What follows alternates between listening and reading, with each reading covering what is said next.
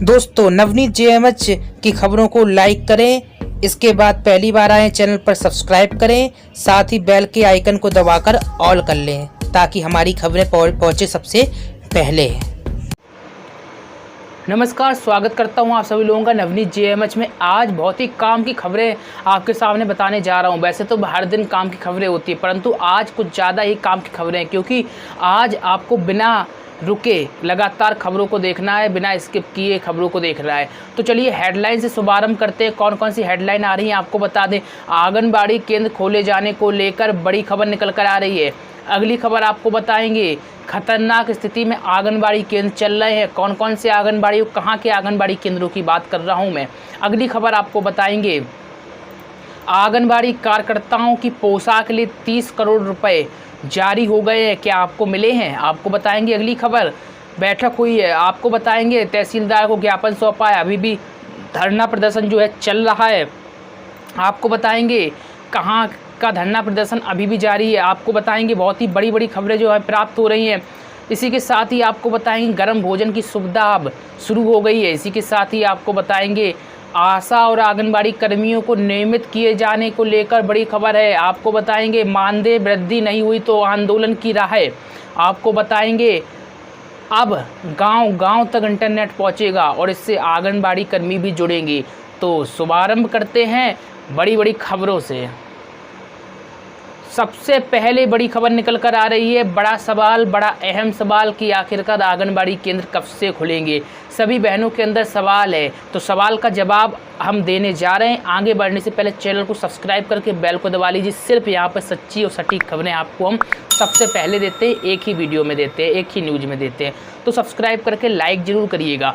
आपको बता दें आंगनबाड़ी केंद्र कब खुलेंगे। दरअसल माननीय सर्वोच्च न्यायालय नया है कि जल्दी फैसला होगा इसके लेकर। आपको बता दें बच्चों और स्तनपान कराने वाली माताओं को भोजन और समुचित स्वास्थ्य सुविधाएं मुहैया कराए जाने को लेकर एक जनहित याचिका सुप्रीम कोर्ट में सुनवाई करेगी। याचिका में आंगनबाड़ी केंद्रों को दोबारा खोले जाने की मांग की गई है, जिन्हें कोरोना के चलते बंद कर दिया गया था। आपको बता दें जस्टिस अशोक भूषण की अध्यक्षता वाली पीठ ने दीपिका जगतराम साहनी की याचिका पर सुनवाई करने के बाद केंद्र सरकार और सभी राज्यों को नोटिस जारी किया है और 4 हफ्ते में इसका जवाब मांगा है। पीठ ने कहा है कि हम याचिका पर सुनवाई करेंगे। याचिका में आंगनबाड़ी केंद्रों को बंद किए जाने से गरीब बच्चों, गर्भवती और स्तनपान कराने वाली माताओं के सामने विकट स्थिति जो है पैदा हो गई है। इसी के साथ ही याचिका में बताया गया है कि देश भर में 14 लाख से अधिक आंगनबाड़ी केंद्रों के बंद होने से गरीब बच्चों और स्तनपान कराने वाली माताओं को न तो समुचित भोजन मिल पा रहा है और न ही जो अन्य सुविधाएं होती हैं उन्हें प्राप्त हो पा रही हैं। और ऐसे में शीर्ष अदालत केंद्र और राज्य समेत सभी पक्षों को इन्हें भोजन और स्वास्थ्य सुविधाएं मुहैया कराने के निर्देश दे। इसी के साथ ही आपको बताएंगे कुछ आंगनबाड़ी केंद्र जो डिजिटल होंगे। गोवा से ये खबर आ रही है, गोवा के जितने भी आंगनबाड़ी केंद्र डिजिटल होंगे और सुविधाएं मिलेंगी। आपको बता दें गोवा में आंगनबाड़ी केंद्र सीमेस और कॉन्वीनियंस के साथ मिलकर ई लर्निंग पहल के साथ डिजिटल किए जाएंगे। तो ये बड़ी खबर है, आपको बता दें। और इस एक फेसबुक पोस्ट के अनुसार सीमेस और कॉन्वीनियंस के सहयोग से ई लर्निंग पहल के साथ गोवा में आंगनबाड़ी केंद्र डिजिटल हो सकते हैं। और ई लर्निंग शुरू में सत्री और पोंडा तालुका में आंगनबाड़ी में पायलट के आधार पर स्टार्ट किया जाएगा, जो डिजिटल इंडिया प्रोग्राम के तहत कार्य योजना होगी। तो कहीं ना कहीं बड़ी खबर है। और आपको बता दें बहुत ही जल्दी आंगनबाड़ी केंद्र खोले जाने का भी फरमान आ सकता है। हो सकता है कि अक्टूबर से देश भर के सभी आंगनबाड़ी केंद्र खोले जाए। सिर्फ अभी कल्पना जताई जा रही है, क्योंकि सर्वोच्च न्यायालय ने मामले को प्राथमिकता से ले लिया है और केंद्र से जवाब मांगा है। 4 हफ्तों में जवाब मांगा है, यानी 1 महीना लगभग मान लीजिए। तो उम्मीद जताई जा रही है कि हो सकता है कि अक्टूबर से भी आंगनबाड़ी केंद्र खुलने लगे। चलिए बढ़ते हैं अगली खबर की ओर। आपको बता दें 32 ऐसे आंगनबाड़ी केंद्र जो खतरनाक स्थिति में चल रहे हैं। ऐसा हम क्यों कह रहे हैं, दरअसल उड़ीसा के राउरकेला से खबर प्राप्त हो रही है और गर्भ अवस्था, प्रसव अवस्था तथा बच्चों को सुविधाओं को देने के लेकर आंगनबाड़ी के माध्यम से सामयिक बाल विकास सेवाएं उपलब्ध कराई जा रही है। इन आंगनबाड़ी केंद्रों बच्चों को प्री स्कूल शिक्षण की व्यवस्था है। आदिवासी बहुल लेफ्री फाडा गांव प्रखंड में प्रशासनिक लापरवाही के कारण इस योजना का लाभ जो है नहीं पहुंच पा रहा है लाभुकों तक। आपको बता दें लेफरी पांडा प्रखंड के 17 पंचायतों में कुल 213 आंगनबाड़ी केंद्र चल रहे हैं और जिसमें 34 मिनी आंगनबाड़ी केंद्र हैं। इन सभी केंद्रों में 2758 बच्चे पंजीकृत हैं जिन्हें सभी तरह की सरकारी सुविधाएं उपलब्ध कराने की सूचना विभाग द्वारा उपलब्ध कराई गई है। लेकिन वर्तमान में 32 आंगनबाड़ी केंद्र ऐसे संचालित हो रहे हैं जो खतरनाक स्थिति में, जबकि 34 आंगनबाड़ी केंद्र भाड़े के घर पर चल रहे हैं। आपको बता दें कई आंगनबाड़ी कर्मी अपने घरों में केंद्र खोलकर चला रहे हैं और सभी केंद्र मनमर्जी से चलने के आरोप लग रहे हैं।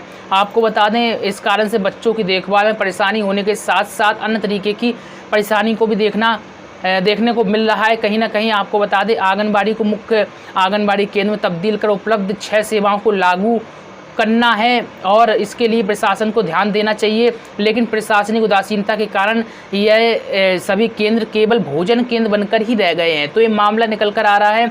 आपको बता दें अगली जो खबर महत्वपूर्ण आ रही है 30 करोड़ रुपए से जुड़ी हुई खबर है। दरअसल हिमाचल प्रदेश के शिमला से ये खबर है। आंगनबाड़ी कार्यकर्ताओं की पोशाक राशि के लिए 30 करोड़ रुपए जारी हुए हैं। आपको बता दें आंगनबाड़ी कार्यकर्ता सहायिकाओं के लिए 2 अतिरिक्त साड़ियां और पोशाक का खर्च केंद्र सरकार वहन करेगी और राज्य सरकार को इसका शेयर नहीं देना होगा।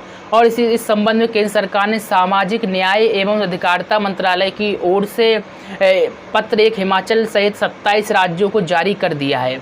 आपको बता दें आंगनबाड़ी कार्यकर्ता और सहायिकाओं के लिए 213 करोड़ रुपए का बजट जारी किया गया है।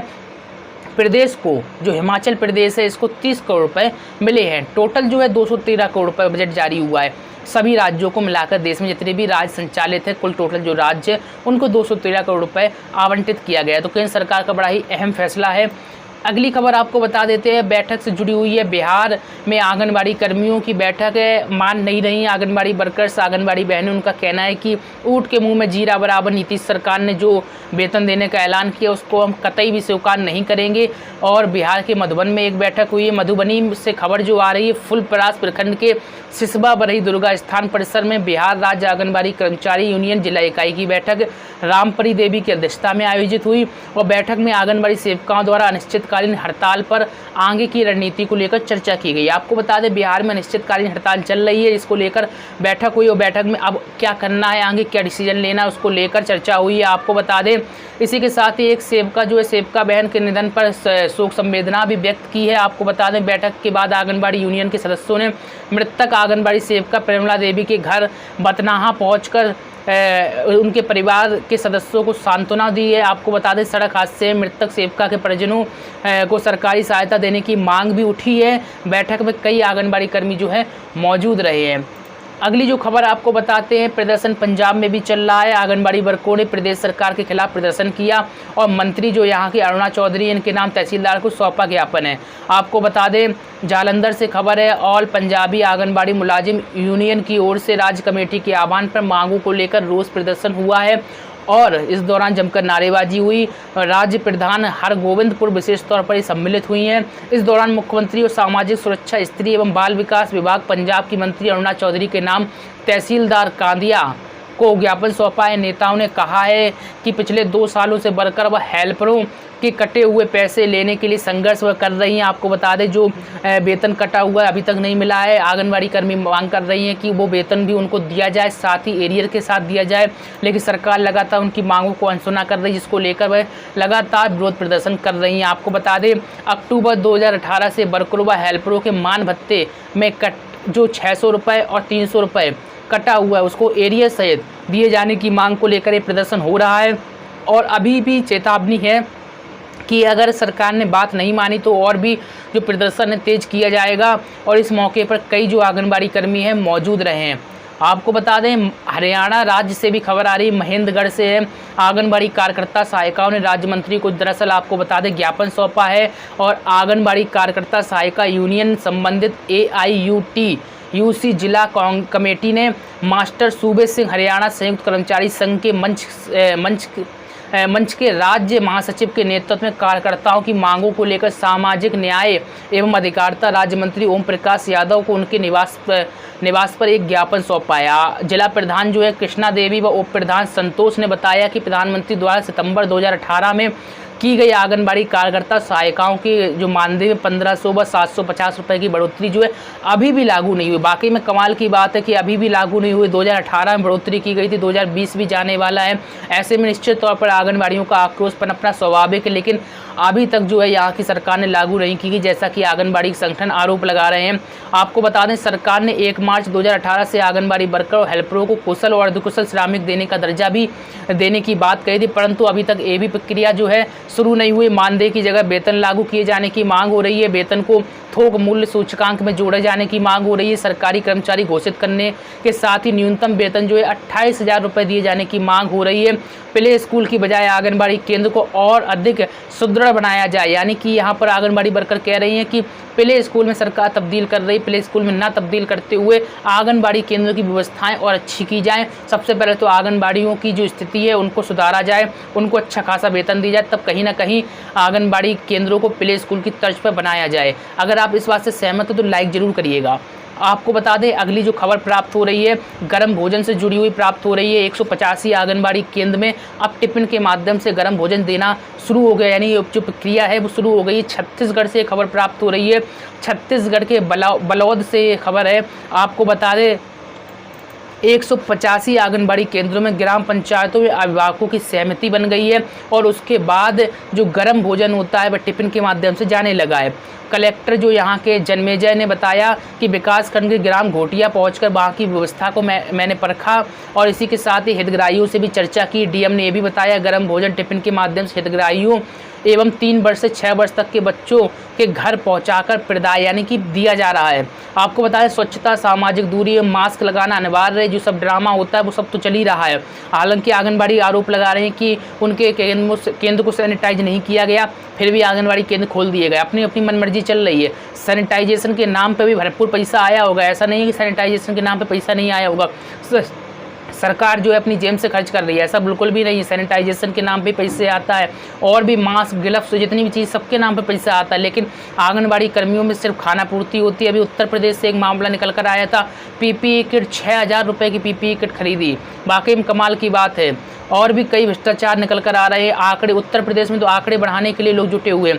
अगर आप दिन भर की बड़ी खबरें देखना चाहते हैं और अभी तक आपने जेएमएच न्यूज़ को नहीं देखा तो जेएमएच न्यूज़ जरूर देख लीजिए, कमेंट में लिंक मिल जाएगी, आप सर्च करके देख सकते हैं। जेएमएच न्यूज़ में आपको दिन भर की सिर्फ आपके काम की बड़ी खबरें हम देते हैं, रोजाना देते हैं। जेएमएच न्यूज़ को जरूर देखिएगा, उसमें जो आंगनबाड़ी की भी सम्मिलित होती है वो भी एक बड़ी खबर हम उसमें ऐड करते हैं आपकी जानकारी के लिए। तो जेएमएच न्यूज़ जरूर विजिट करिएगा, उसको सब्सक्राइब करना मत भूलिएगा। तो ये स्थिति है जो है, घर घर टिफिन पहुंचाना शुरू कर दिया गया है। आम सहमति बनने के बाद ये प्रक्रिया शुरू की गई है। तो जो प्रक्रिया शुरू की गई, इससे आप सहमत हैं या फिर नहीं? निश्चित तौर पर इससे आंगनबाड़ी कर्मी को ही परेशानी होगी। जो हेल्पर है उसको घर घर जाना होगा। अब ऐसे में उनको भी सुरक्षा नहीं उपलब्ध कराई गई, सुरक्षा किट नहीं दी गई, तो उनके संक्रमण की चिंता सरकार को नहीं है। बच्चों की संक्रमण चिंता है सरकार को, लेकिन आंगनबाड़ी कर्मी संक्रमित हो जाएं, चाहे उनकी मृत्यु हो जाए, लेकिन सरकार को कोई असर नहीं पड़ता है। ऐसा हम इसलिए भी कह रहे हैं क्योंकि हाल ही में हमने देखा कितनी आंगनबाड़ी कर्मी की मौत भी हो गई है। अभी सेविका की मौत हो गई है, उनको मुआवजे के नाम पर ठेंगा मिल रहा है, कुछ नहीं मिल रहा है, जो बात काफ़ी दुखद है। क्या कहते हैं इसको लेकर? 2 शब्द आप कमेंट में लिखिएगा। आप लोग कमेंट नहीं लिखते, बल्कि पूरा देश आपके कमेंट को पढ़ता है, फिर भी आप 2 शब्द कमेंट में नहीं लिखते। कमेंट में अवश्य लिखा करें। आपको बता दें, अगली जो खबर आ रही है महाराष्ट्र से आ रही है। दरअसल आशा और आंगनबाड़ी कर्मियों को नियमित किए जाने की बात की जा रही है और शिवसेना सांसद है, इन्होंने की है। आपको बता दें, शिवसेना सांसद शिंदे ने कहा कि जब महामारी खत्म हो जाएगी तब डॉक्टर और स्वास्थ्य कर्मियों की सुरक्षा का कोई प्रावधान नहीं है। आज डॉक्टर, पैरामेडिकल स्टाफ काम कर रहे हैं, इनके साथ ही आशा और आंगनबाड़ी वर्कर भी काफ़ी काम कर रहे हैं, उन्हें आज भी दैनिक भत्ता दिया जाता है। मेरी मांग है कि इन्हें नियमित किया जाए और सेक्शन सी के कर्मचारी का दर्जा दिया जाए। तो वाकई में पहली बार किसी ऐसे नेता मंत्री ने बात कही है, सांसद ने बात कही। निश्चित तौर पर सांसद है तो संसद तक की भी इनकी पहुँच है, तो संसद में आप इस मुद्दे को उठाइएगा। आपके बयान से बहुत अच्छा लगा आंगनबाड़ी वर्कर को। निश्चित तौर पर शिवसेना के सांसद हैं शिंदे, और इनका बयान है कि आंगनबाड़ी और आशा कर्मियों को भी राज्य कर्मचारी यानी कि वर्कर सेक्शन सी के कर्मचारी माना जाए। तो यही मांग तो आंगनबाड़ी कर्मी सालों से कर रही हैं। काश ये सरकार सुन ले। महाराष्ट्र में अगर लागू हो जाता है तो निश्चित तौर पर अन्य जो राज्य है वो लागू करवा लेंगे, क्योंकि महाराष्ट्र के तर्ज पर कहते कहते धरना प्रदर्शन करेंगे तो निश्चित तौर पर सरकार लागू कर देगी। क्योंकि अभी तक प्रदेश भर में माना जाए या फिर देश के किसी भी राज्य में माना जाए, आंगनबाड़ी वर्कर सरकारी कर्मचारी नहीं है। इसी कारण से कोर्ट में भी ये केस हार जाते हैं। तो बहुत ही अच्छी बात सांसद ने कही है। अगर आप सांसद की बात से सहमत हैं तो आज यस लिखिएगा कमेंट में। आपको बता दें, मानदेय वृद्धि नहीं हुई तो आंदोलन की राह पकड़ेंगी आंगनबाड़ियां, स्पष्ट तौर पर कह दिया है। गोरखपुर उत्तर प्रदेश से खबर है। आंगनबाड़ी कार्यकर्ता सहायिकाओं की बैठक हुई है और इसमें मानदेय बढ़ाए जाने की मांग की गई है। अगर मांग पूरी नहीं हुई तो आंदोलन की चेतावनी दी गई है। जो प्रदेश महामंत्री प्रभावती, इन्होंने कहा है कि प्रदेश एवं केंद्र सरकार द्वारा मानदेय नहीं बढ़ाया जा रहा, जिससे वर्करों के समक्ष कई समस्याएं खड़ी हो गई हैं। लिहाजा मानदेय को बढ़ाया जाए। सरकार के ढुलमुल रवैये से आंगनबाड़ी कार्यकर्ताओं में रोष है। सरकार उनकी मांगों की तरफ कोई ध्यान नहीं दे रही है। तो कहीं ना कहीं आपको बता दें, ब्लॉक अध्यक्ष जो है कामनी सिंह, इनका भी बड़ा बयान है कि 62 वर्ष आयु वाले प्रकरण में शासन से पत्राचार किया जा रहा है। साथ ही उच्च न्यायालय खंडपीठ इलाहाबाद में कानूनी प्रक्रिया चल रही है। ये बात जो निकल कर आ रही है। आपको बता दें, उत्तर प्रदेश में 62 वर्ष रिटायरमेंट काफ़ी जोरों शोरों से किया जा रहा है। इसको लेकर आंगनबाड़ी कर्मी भयभीत है कहीं ना कहीं कि आखिरकार उनका क्या होगा। बहुत सारे आंगनबाड़ी वर्कर ऐसे जो रिटायर कर दिए गए, बहुत सारे आंगनबाड़ी वर्कर ऐसे जो 2, 4, 6 महीने में रिटायर किए जाएंगे, क्योंकि ये प्रक्रिया लगातार चल रही है और चलती रहेगी जब तक इस पर रोक नहीं लगती है। तो चलिए, यहाँ पर पूरी खबरें खत्म हुई, लेकिन हम आपको एक जानकारी दे दें। JMH न्यूज़ चैनल ने एक ऑफिशियली ट्वीट किया है उत्तर प्रदेश के CM योगी आदित्यनाथ को। वो ट्वीट हम आपको दिखा रहे हैं यहाँ पर स्क्रीन पर। ये ट्वीट है। ट्वीट हमने दरअसल इसलिए किया है क्योंकि आंगनबाड़ी कर्मियों की हालात को देखकर उसको लेकर हमने ट्वीट किया है। CM को अवगत कराया है कि उत्तर प्रदेश में 3 माह से मानदेय नहीं आया है, कृपया भुगतान जल्दी करें, अन्यथा आंगनबाड़ी कर्मी भुखमरी कगार पर पहुंच जाएंगी। और बहुत सारे आंगनबाड़ी वर्कर भुखमरी कगार पर पहुंच भी गए। ऐसा नहीं है, क्योंकि 3 माह से मानदेय ना आना निश्चित तौर पर दुख की बात है। तो हमने इस मामले को लेकर ट्वीट किया है। आपको बता दें, बजट का अभाव चल रहा है, जैसा कि हम पहले भी आपको जानकारी दे चुके हैं। बजट जारी होते हुए प्रक्रिया जो होती है वो चलती रहेगी। फिर PFMS के द्वारा आपको सीधा वेतन भुगतान कर दिया जाए, क्योंकि आप लोगों के बहुत ज़्यादा सवाल होते हैं। अगर आज भी पैसा आ जाए तो आप 3 दिन बाद से फिर कहने लगोगे कि भैया मानदेय क्यों नहीं आया। तो मानदेय देखिए अपने प्रोसेस से आता है। आप लोगों को पता है कि अगर जब तक आप राज्य कर्मचारी का दर्जा नहीं प्राप्त कर लेंगे तब तक आपको समय पर मानदेय नहीं मिलेगा। ये डेफिनेटली समझ लीजिए। मानदेय कर्मियों, संविदा कर्मियों की हालत ऐसी ही है। आप सोच रहे हो कि आपकी हालत ऐसी ही है। मैं तो मीडिया में काम कर चुका हूँ, काफ़ी समय से रहा हूँ और अभी भी हूँ, तो निश्चित तौर पर मुझे ज़मीनी स्तर सब कुछ पता रहता है। क्योंकि मेडिकल में जो काम करते हैं, संविदा पर रहते हैं या फिर किसी विभाग में संविदा पर काम कर रहे हैं, 5-5, 6-6, 7-7 महीने का मानदेय उनका नहीं आता। तो आपका तो 2-3 माह का मानदेय हुआ। उसका रीजन क्या है? बहुत सारे लोग ठेकेदारी प्रथा पर काम करते हैं तो उनका मानदेय इस तरीके से अटका हुआ है। बहुत सारे लोग सरकार की जो आउटसोर्स भर्तियां हैं उनके तहत काम करते हैं तो उनका भी मानदेय ढुलमुल तरीके से ऐसे ही लटका रहता है। जब तक आप राज्य कर्मचारी नहीं होंगे तब तक आपकी सुनवाई ऐसी ही होती रहेगी। तो मानदेय को लेकर आपको चिंतित रहना है। सिर्फ आपको राज्य कर्मचारी का दर्जा पहले कराना है। राज्य कर्मचारी का दर्जा हो गया तो निश्चित तौर पर मानदेय को लेकर हम आपकी समस्या नहीं उठाएंगे। समस्या इसलिए नहीं उठाएंगे क्योंकि आपको नियमित समय पर एक नियत तारीख को मानदेय मिलता रहेगा। तो इसीलिए राज्य कर्मचारी का दर्जा बहुत ही अहम है। सिर्फ एक मांग राज्य कर्मचारी का दर्जा जो हम शुरू से कहते आए, दूसरी मांग 62 वर्ष में रिटायरमेंट अगर कर रहे हैं तो भैया राज्य कर्मचारी का दर्जा मिल जाएगा। तो निश्चित तौर पर सरकार जो है रिटायरमेंट में भी आपको नई पेंशन स्कीम भी लागू करती है, तो नई पेंशन स्कीम के तहत आपको अच्छा खासा रुपए भी दे देगी। तो निश्चित तौर पर यही मांग रखिएगा, अन्यथा की स्थिति में आपके हालात भी ऐसे होंगे जो 62 वर्ष में आयु में रिटायर होने के बाद आंगनबाड़ी कर्मियों के जो हालात हो रहे हैं देखने लायक नहीं है, बताने लायक नहीं है। क्योंकि जो दुख उनके अंदर भरा पड़ा है वो समझ नहीं सकता है कोई भी। अगर उत्तर प्रदेश के CM समझ सकते तो निश्चित तौर पर ये सब ना करते। तो आज उत्तर प्रदेश के CM से भी अनुरोध रहेगा कि कहीं ना कहीं जो वर्कर मानदेय पर काम कर रहे हैं उनका वेतन समय पर भुगतान किया जाए। साथ ही आपको बता दें जो 62 वर्ष में रिटायरमेंट कर रहे हैं तो भैया 5 लाख की राशि देने में क्या हो रहा है, आपको क्या हर्ज है 5 लाख की राशि भी दी जाए। क्योंकि सरकार अपनी नीति, खासतौर पर भारतीय जनता पार्टी की बात करें यहाँ पर, तो अपनी नीति के हिसाब से चलती। बातें तो हम बहुत कर सकते हैं लेकिन टाइम बढ़ जाता है। फिर आप लोग कहते हैं कि आप इतनी बड़ी बड़ी वीडियो देते हैं, इसी कारण से हम पूरी नहीं देख पाते हैं। तो आप लोगों को टाइम वेस्ट ना करते हो JMH न्यूज़ चैनल पर विजिट करिएगा। वहाँ पर भी आंगनबाड़ी कर्मी, आंगनबाड़ी बहनों की खबरें उठाते रहते हैं और आपको बता दें वहाँ पर आपको डेली सिर्फ काम की खबरें ही देते हैं। तो JMH न्यूज़ चैनल पर भी विजिट कर सकते हैं। साथ ही JMHnews.in पर भी आप विजिट कर सकते हैं। यहाँ पर भी आपको आंगनबाड़ियों की खबरें पढ़ने को मिल जाएंगी। तो मिलते हैं आपसे नए अपडेट में। नमस्कार।